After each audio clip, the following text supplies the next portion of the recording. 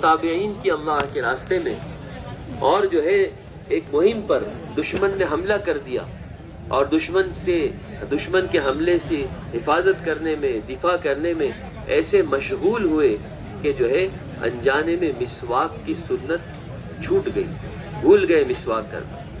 آسمانوں پر اللہ کی مدد رکی رہی، پورے دین پر چلنے والے، 100% دین پر چلنے والے تابعین کی جماعت، اور وہ بھی پھر اللہ کے راستے میں، اور جو ہے ایک مسواک کی سنت کا چھوٹ جانا آسمانوں پر اللہ کی مدد کے رک جانے کا ذریعہ بنا ہے۔ تو میرے محترم دوستو، آج امت بڑی بڑی سنتوں کو چھوڑ دے اور امید رکھے کہ اللہ کی مدد ہوگی، اللہ کامیاب کریں گے، اس کی کوئی گنجائش نہیں ہے جب تک کہ امت پورے دین پر نہ آ جائے۔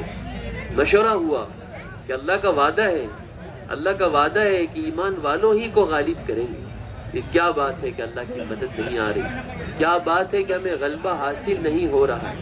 مشورہ ہوا، ہمارے یہاں مشورہ اعمال کا ہے، سامان کا مشورہ، انتظام کا مشورہ یہ تو بہت ضمنی چیز ہے۔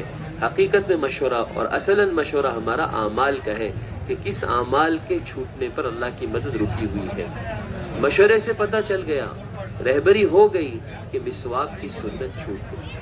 پتہ چلا کہ جب اللہ کی مدد رک جائے، جب امت پر کوئی حال پیش آئے تو فوراً حال کا عمل یہ ہے کہ اس وقت مشورہ کیا جائے اور اعمال کی طرف متوجہ ہوا جائے کہ کون سا عمل چھوٹ رہا ہے جس کی وجہ سے اللہ کی مدد رک گئی۔ رہبری ہو گئی، جس طرح نبیوں کی رہبری وحی کے ذریعے، اب وحی کا سلسلہ ختم ہو گیا ہے، اب اس امت کی جو رہبری ہوگی اور اس امت کو جو آگے کا راستہ، یعنی جو ہے مدد کے نازل ہونے کا جو راستہ ملے گا وہ مشورے سے ملے گا۔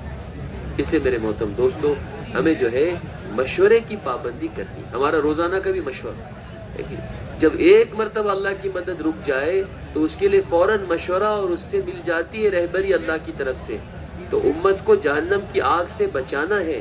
چاروں طرف امت کا حال یہ ہے کہ امت کے خواص میں سے کلمے کا اخلاص نکل چکا ہے اور امت کے عوام میں سے کلمے کے بول بھی نکل چکے ہیں، صرف دعویٰ رہ گیا۔ ایمان اسلام کے نام پر نماز بھی باقی نہیں ہے اور ایمان کے نام پر کلمے کے بول بھی باقی نہیں ہیں، صرف دعویٰ ہی دعویٰ رہ گیا۔ ایسے میں کتنا ضروری ہے کہ ہم اپنا روزانہ کا مشورہ پابندی کے ساتھ کریں کہ کیسے امت پھر سے دین اور دعوت کی محنت پر آئے تاکہ امت کا حال درست ہو اور آسمانوں پر اللہ کی غیبی مددیں جو رکی ہوئی ہیں وہ مددیں نازل ہوں۔ اسے ہمارا روزانہ کا مشورہ ہے۔ حدیث کے اندر ملتا ہے کہ ابلیس یہ روزانہ مشورہ کرتا ہے پانی پر، یہ روزانہ مشورہ کرتا ہے مسلمانوں کو، انسانوں کو بہکانے کے لیے، کیونکہ اس کو بھی اللہ نے قرآن میں داعی فرمایا ہے۔ ابلیس شیطان یہ بھی داعی ہے، یہ جہنم کی طرف کا داعی ہے کہ جہنم کی طرف لے جانا چاہتا ہے۔ جب جہنم کی طرف دعوت دینے والا روزانہ مشورہ کرے تو جنت کی طرف لے جانے والے، عالم انسانیت کی ہدایت چاہنے والے یہ کیسے روزانہ مشورہ نہ کریں؟ اس لیے ہمارا روزانہ کا مشورہ، اس سے رہبری ہوگی۔ تو میں نے عرض کیا کہ مشورہ فوراً رہبری ہو گئی مشورے سے کہ مسواک چھوٹ گئی اور فوراً دوڑے۔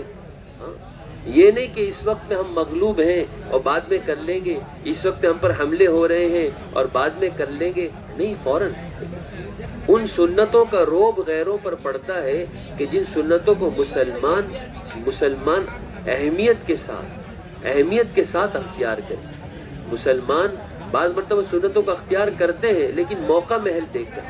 ہمارے حضرت یوسف صاحب رحمۃ اللہ علیہ فرمایا کرتے تھے کہ موقع محل دیکھ کر سنتوں پر عمل کرنے والا یہ متبع سنت نہیں ہے، بلکہ یہ تو سنتوں کا مٹانے والا ہے کہ موقع نہیں رہے گا سنتوں کو چھوڑ دیں۔ تم اگر کسی بھی حال کی وجہ سے کسی ادنا سنت کو بھی چھوڑ رہے ہو تو تم سنتوں کے مٹانے والے ہو، اس سے میرے محترم دوستوں کہ ایک ہے اتباع سنت اور ایک ہے احیاء سنت، کہ ایک تو ہے اتباع سنت کہ ہم سنت پر عمل کریں، اور ایک یہ ہے کہ احیاء سنت کہ مٹی ہوئی سنتوں کو زندہ کرنا، جو اس وقت رواج میں نہیں ہے، مزاج میں آتی نہیں ہے وہ سنتیں کہ آج بھی وہ سنتیں چلیں گی، ان مٹی ہوئی سنتوں کو جن کو امت بھلا چکی ہے اس کو زندہ کرنا یہ اصل احیاء سنت ہے۔ اس ہمارا کام احیاء سنت ہے کہ ایک ایک سنت زندہ کی جائے۔ حضرت عبداللہ ابن عمر رضی اللہ تعالیٰ عنہ کو لوگ پاگل کہتے تھے کہ یہ پاگل ہے، ایسے دیوانے تھے سنتوں کے۔ گشت میں نکلے ہیں، ملاقات میں نکلے ہیں، اور جماعت ایک سڑک پر سے جا رہی ہے، اور اچانک ایک سڑک سے کنارے ہو گئے، کچی زمین پر نیچے چلے گئے، تھوڑی دیر کھڑے رہے اور واپس آ کر جماعت میں جڑ کر چلنے لگے۔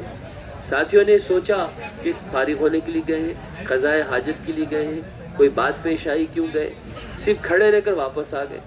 ساتھیوں نے پوچھا کہ آپ نے یہ کام کیوں کیا کہ جماعت سے الگ ہو گئے، سڑک کے نیچے اتر گئے، کچی زمین پہ تھوڑی دیر کھڑے رہ گئے، پھر واپس آ کر کے جماعت سے جڑ گئے اور چلنے لگے؟ کہا کہ ہم لوگ حضور صلی اللہ علیہ وسلم کے ساتھ اسی راستے سے اسی طرح گزرے تھے، اور میں نے حضور صلی اللہ علیہ وسلم کو اسی طرح کرتے ہوئے دیکھا کہ آپ بھی نیچے اتر گئے، کچی زمین پر کھڑے ہو گئے، پھر واپس آئے۔ ہمارے یہاں سنتوں کا احیاء ہے، ایک ایک سنت زندہ ہو۔ سنتوں کے لیے کوئی وجہ نہیں ہے، کوئی سنت ضرورت کی وجہ سے نہیں ہے، ہر سنت سنت ہونے کی وجہ سے۔ ہر سنت، مسواک کی سنت جو ہے وہ دانت صاف کرنے کی ضرورت پوری کرنے کے لیے نہیں ہے، بلکہ مسواک کی سنت تو سنت ہونے کی وجہ سے ہے۔ اسے میرے محترم دوستوں، بزرگوں، ہمیں ایک ایک سنت کو زندہ کرنا، ایک ایک سنت۔ یہی حضرت عبداللہ ابن عمر رضی اللہ تعالیٰ عنہ، ان کو دیکھا گیا کہ ایک جنگل میں جو ہے جاتے ہیں، اور جو ہے پابندی سے جاتے ہیں، اور خادموں کو لے کے جاتے ہیں، سواری لے کر جاتے ہیں، پانی لے کر جاتے ہیں، اور پابندی سے جاتے ہیں۔ لوگوں نے دیکھا کہ کہاں جاتے ہیں، پتہ چلا کہ ایک جنگل میں جا کر ایک درخت کو جا کر پانی دے رہے ہیں، اس درخت کو زندہ رکھنے کی کوشش کر رہے ہیں۔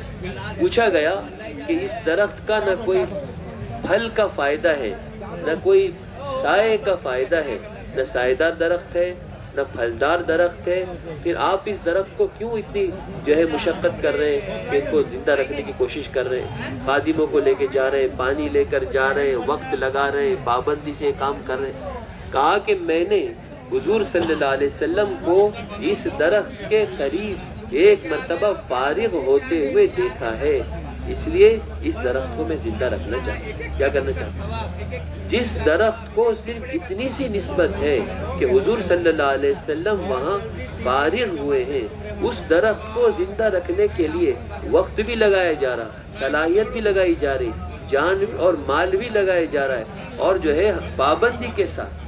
تو میرے محترم دوستو، جن سنتوں کو حضور صلی اللہ علیہ وسلم نے اختیار کرنے کے لیے کہا ہے، اور جس سنت جو مہا سنت دعوت کی محنت، جس پر حضور صلی اللہ علیہ وسلم نے اپنا سب کچھ لگایا ہے، اپنا پسینہ نہیں خون بہایا ہے، اس سنت کے لیے کتنی قربانی دینی چاہیے تاکہ وہ سنت زندہ ہو۔